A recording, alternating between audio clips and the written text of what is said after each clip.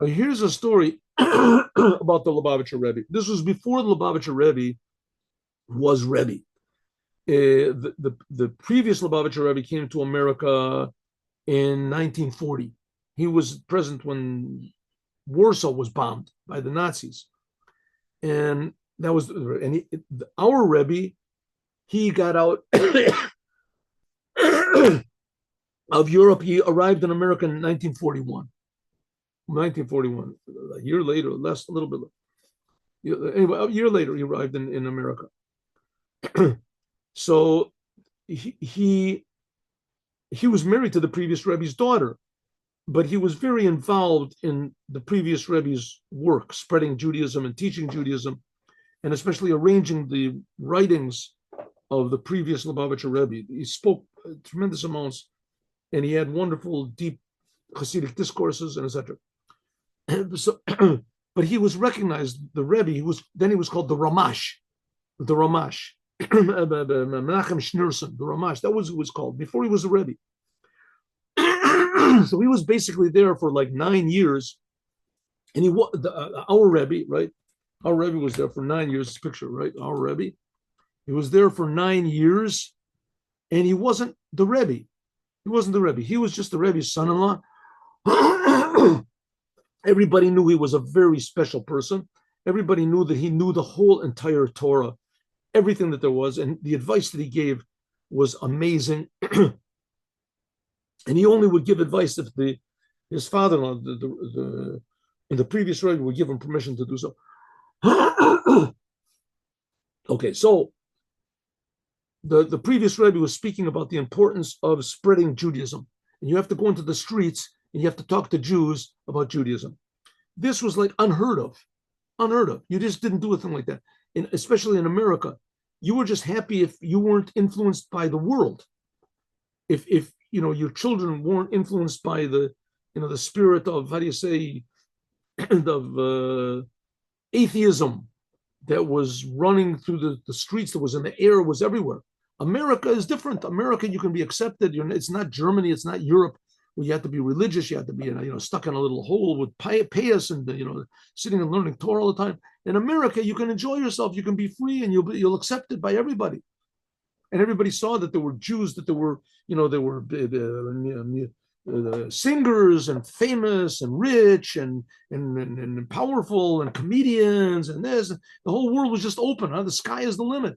And so Jews were leaving Judaism. And so the previous Rebbe said, we have to change this. The reason that they're leaving Judaism is because there's no one that's telling them what real Judaism is. We have to tell them what real Judaism is. So anyway, so they heard this, and either it was that Shabbat or the Shabbat after that. So they made what they call a Farbringen. They made a meeting together with our Rebbe, right? Our Rebbe, he wasn't the Rebbe yet. So they went over what the previous Rebbe said. You have to go into the streets, and so they were saying, how are we going to do that? I mean, we're not street people, we've been learning Torah our whole lives. And we're avoiding the street as much as possible. How can we do it? So the Rebbe said, I'll show you. So let's come outside. So they went outside. This was in Eastern Parkway. Eastern Parkway was a very busy street, right? It's a two-way lane. Each side has 6 lanes to it or something like that, right? 6 lanes. It's very busy. And in the middle, there's sort of a walkway, a walk. You can, what is it called? A promenade. And you can walk in the middle. So the Rebbe went over to the promenade, and there was a lady crossing the street, Shabbos and Shabbat, with her groceries. She was carrying groceries. So the Rebbe said, excuse me, ma'am, are you Jewish? And she said, yes, I am. And the Rebbe was a very pleasant person, very, very pleasant person, very down to earth. And she looked at the Rebbe. She was very, pleasantly surprised. And the Rebbe was standing there with the other people that were there, other Chassidim. And he said, on Shabbat, you shouldn't carry those things on Shabbat. She said, yes, but I'm not a religious Jew. I don't, I'm not. So the Rebbe said, listen, if you don't carry those things on Shabbat, then I think he said, I promise you a blessing or something like that. He said, my friends here, they'll stand and they'll watch your things. They'll watch them. You don't have to carry on Shabbat. They'll watch your thing. She said, no, but I'm on my way. And not only that, it'll be outside. He said, no. I promise there's only like 3 hours left or 2 hours left before the end of Shabbat. I promise you, if you leave this here, then when you come back after Shabbat, go into that building over there, ask for the secretariat, and your bags will be there. If you keep Shabbat, it's a blessing. So the lady said, would you give me a blessing? So he said, yes, of course. Shabbat is a blessing. She said, listen, I have a son. My son is in Korea, the war, the Korean War. It's like in the 50s, the Korean War. And I'm very, very worried about him. I'm very worried about him. I worry day and night. I'm so worried, I don't know what to do. Will you give me a blessing that he'll be safe? So the Rebbe said, yes.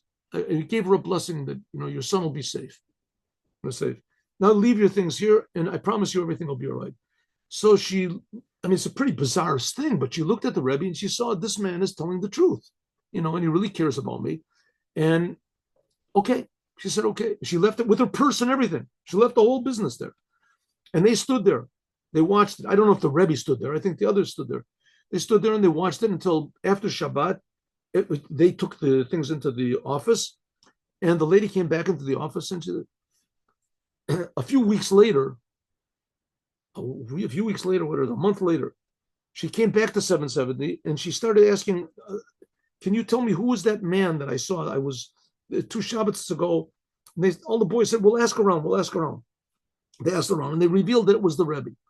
And the Rebbe came and he said, what? She said, first of all, I want to thank you very much. So since then, I've been keeping the Shabbat. And I'm really very grateful to you. But I want to tell you something. I want to give you a letter to read. So she gave the Rebbe a letter, and the letter was from her son. And the letter said that if you're reading this letter now, you should know that the only reason that I'm writing it was because of a clear miracle from God. He said, last Shabbat, it was last Shabbat. This was exactly the time the Rebbe told this lady to stop. He said, last Shabbat, he said, last Saturday, whatever. Her son is also not religious. Last Saturday, we were cornered by, I guess, Chinese forces, whatever, Korean forces. We were cornered. We were ambushed and we were cornered. We were in like sort of a low place, like a crater. And they were shooting mortars at us and firing, the machine guns. So we couldn't lift our head up. Bombs were splitting all over. We couldn't lift our head up to shoot back. We're surrounded on all sides. And said everyone in the company was killed. They were all killed. The only one that was left was me. There's absolutely no explanation why. Something must have happened. I know that God is watching over me. And he does. I think he said he's going to start putting on tefillin. I don't remember that part. But anyway, he said God was watching over me. He protected me. And the woman said, this was exactly on Shabbat. He wrote this letter to me after it happened. The miracle happened on that Shabbat when you told me not to carry anymore. So it ended up that the Rebbe not only convinced this lady not to defile the Shabbat, but it also ended up that it was a benefit to her and to her children. That's the thing you don't see, right? I mean, we certainly do get benefits from keeping Shabbat, but benefits like that, or you could say it from the Rebbe did it, or from God, whatever happened, it was good. So the Rebbe revealed three very good things in the world. Number one, that he convinced this lady to keep Shabbat.